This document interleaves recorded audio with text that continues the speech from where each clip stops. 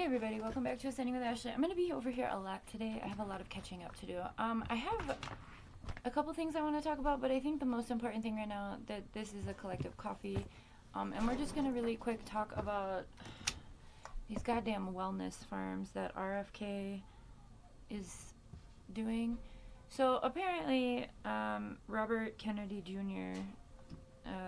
Is, I don't know, what is RFK, what is his, oh, okay, so Trump appointed him the United States Secretary of Health and Human Services. Okay. Anyway. This week, information came out about wellness farms. Yes, RFK proposed wellness farms as a solution to drug addiction. Alright, let's read this. This is from yahoo.com. RFK Jr. said he would send people addicted to legal and illegal drugs to wellness farms where they would grow organic food. Okay.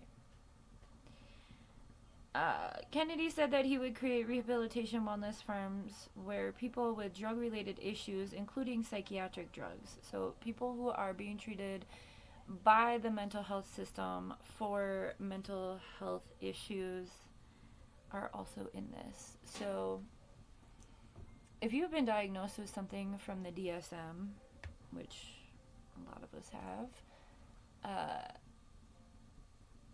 but oh my god, can go for a program of rehabilitation that would include job training, growing organic food, and other consumption.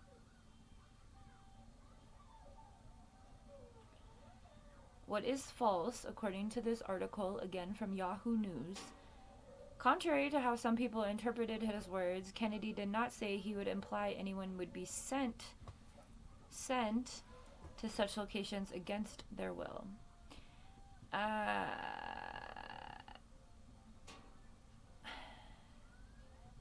Okay.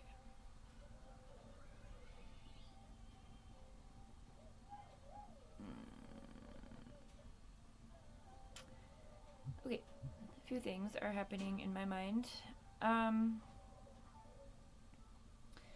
The fact that he specifically said people would go there and grow organic food makes me think about how currently right now ICE is rounding up the people who do the farm work in this country predominantly, not everyone, but a lot of people know that Mexican folks are the ones who are doing the farm work and picking produce for grocery stores and other markets in this country.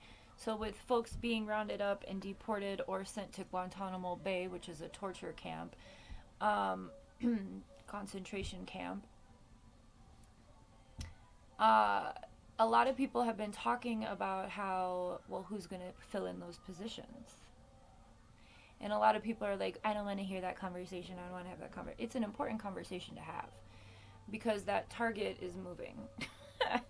So while they're rounding up people to move out of this country, deport, they're now thinking about, they being the powers that be, the oligarch, the people in charge, they're now thinking about replacing that workforce with other people who are, okay, so I don't know where my fucking hierarchy went, but the hierarchy of the United States is that we're like all down here together. I don't care how rich you think you are, you're still down here. We're not an elite. And then the police are the ones who, they're class traders. So they're the ones who police us in order to serve higher ups, the elite. It's a triangle. Imagine me as a triangle. I had a poster, I don't know where it went, of this. But anyway, one of the things that this system has done to us here on this bottom rung is keep us at ends against each other, right? And class consciousness is shifting right now. Oh my god, I thought I wasn't recording. So with class consciousness shifting, people are recognizing again that the target is moving. Now what that means is that all liberation is tied to the liberation of others, right? people in the movement have been saying this for millennia.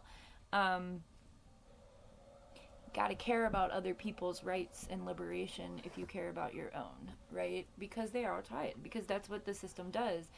They're literally moving a workforce into incarceration or into death or torture camps. I mean, we can't really put anything past these motherfuckers since we've all been watching it happen to Palestinians, to the folks in Congo, to the people in Sudan, to the people in South America that the United States has always uprooted using militants, okay? God, I hate it here. Anyway, what this means, because there's a lot of people, a lot of white folks. So my experience within the mental health system was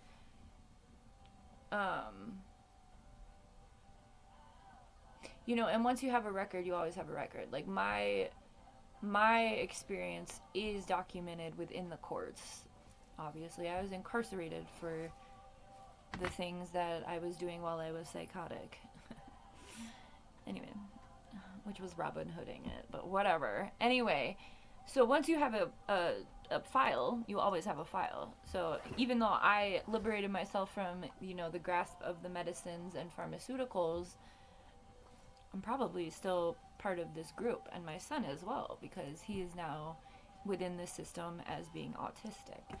So interesting things to think about. But all of that to say is that a lot of white folks who don't necessarily comply or fit in to the system, I don't want to get into a space of oppression Olympics, but I do want it to be known that there's a lot of white people, a lot of young white folks in the mental health system. And a lot of that is because I know from my experience, I didn't do things the way my family did. So my family was like, you need to go away, you are an embarrassment, you can't do that in this family. And I feel like that's probably a very common experience for other young white people who are in the mental health system. And those are the people that I've seen on TikTok, predominantly white young folks, making jokes about this, about the wellness farms. Being like, oh, you don't want to see me off of my meds, or, oh yeah, go ahead and try. And I want you to know that there's a lot of privilege within making this a joke. And it's kind of gross, but I understand from my point of view, because I was the exact same way when I got locked up. It's embarrassing, but I have decolonized from that aspect of myself. But I was the same way. When I got incarcerated, I was about to graduate my undergrad, right? So I had classist bullshit in my blood. Things to decolonize from, and there's this exceptionalism within anti-racist work that is something that we need to do. But Lila Saeed, I believe, I don't feel like that's her first name. She did a book about anti-racism. Where are you? It's like a journal prompt. So I think that all of this is important to talk about, because while these white folks or people who are this is also why I did my master's work in what I did, because I understand the way that this system uses mental illness or mental health as a form of social control. That's literally the title of my master's thesis. And how I countered that within my work was by grassroots community-led efforts, which again, we know back in the 80s, Reagan extracted the community resources that the government was giving, and it left hundreds of thousands of people who had mental health issues, addiction, intellectual disabilities, whatever, put them in the streets. And that's how a lot of this homelessness happened, right? The crack epidemic, the AIDS epidemic, I talk about this, all of this shit was connected in the 80s. Leela Saeed, let me rate her, Saeed.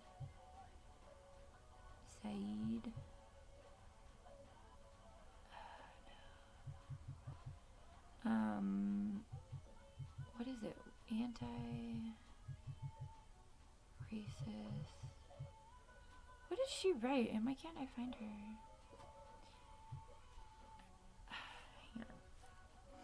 This book is really important. So if you are a white person that feels attacked by this video, you gotta do a little bit of, you gotta do some work. Alright? It's a lot. I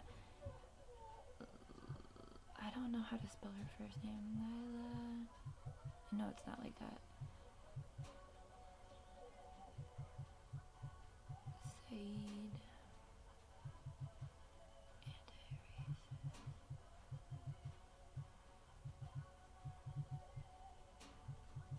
Okay, hopefully that's... Yes, Lila Said. That's it. Me and White Supremacy is the book. Combat Racism, Change the World.